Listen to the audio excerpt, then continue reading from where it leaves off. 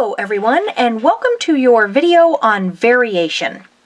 There are three different types of variation. The first type is direct variation. The second type is inverse variation. And the third type is none, no variation. We're going to talk about each of these separately. So direct variation is you have two things that move in the same direction. So when one goes up, then the other one goes up. When one goes down, the other one goes down. So let me give you an example. An example is that the number of sheep I shear, I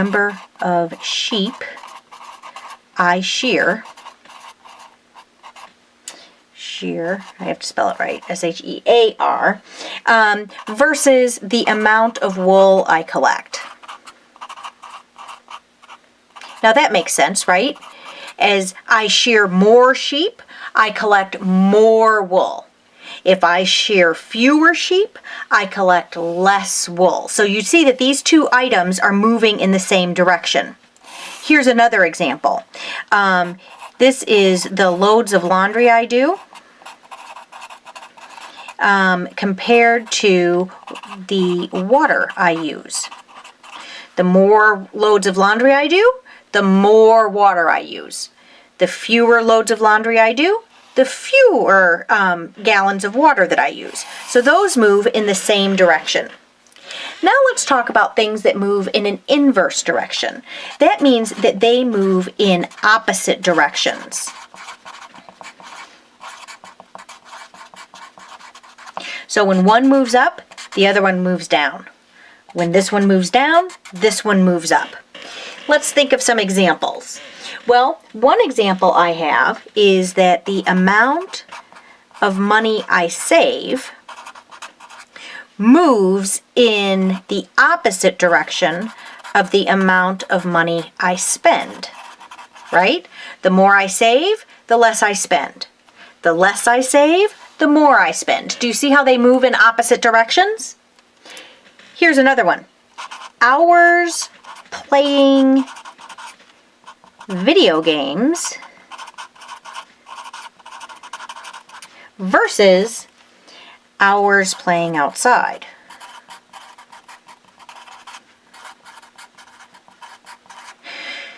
There's only so many hours in the day, so if the number of hours I spend playing video games goes up, my hours playing outside go down, and then vice versa.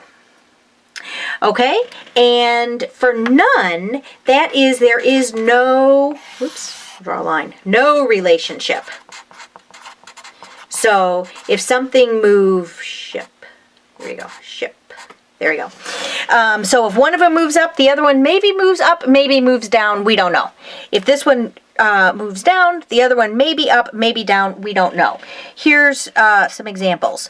The number of minutes I exercise versus the number of clouds in the sky. You can see how me exercising does not do anything to clouds in the sky. Another example would be number of times I fall down versus the number of people wearing jeans. Again, no real relationship between those two. There's no predictability there from one to the other. So those are the three different types of variation. When you are in math class, you are asked to make equations. So you might say that the number of sheep I shear is directly related to the amount of wool I collect. So we would write that like that. The number of sheep I shear is directly related to the amount of wool I collect. That's different, saving, and we'll call this one B for bye-bye money. Here we have the amount of money that I am saving is inverse related to what I spend.